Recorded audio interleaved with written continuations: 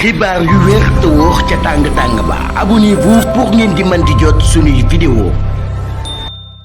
ñun ci chaîne bii di Buzz 221 HD convoqué à la brigade de recherche de Keur Massar ci cadre enquête ci liste présumée homosexuelle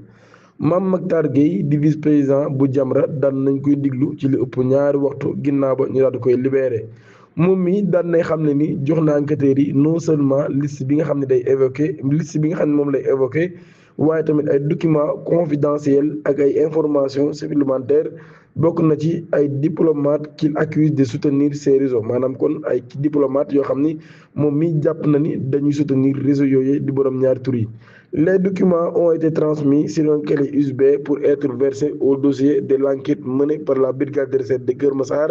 ci instruction bu procureur Saliou Dicko.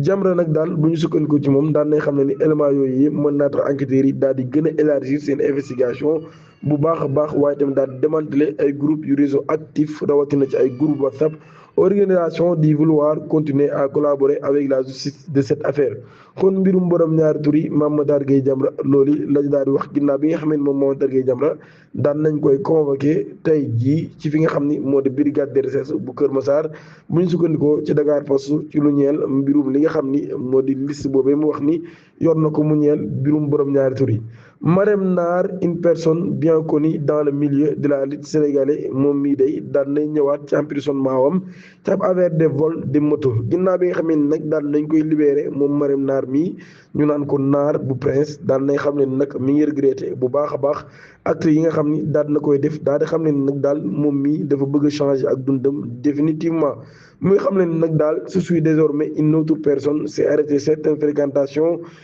changer mon image et je suis devenu une femme pieuse et correcte loin de toute vulgarité maanaam nag daal nee na moom mi kon changé na soppeeku na xar kanamam beneen nit la waaye tamit nag daal moom mi muy xam ne ni léegi nag soxna soo xam ne la soxna su sell la waaye su correct la waaye tamit sori bépp vulgarité dañaa ngi abonné ci chaîne bi activé cloche notification bi te aimé vidéo bi jërë ngeen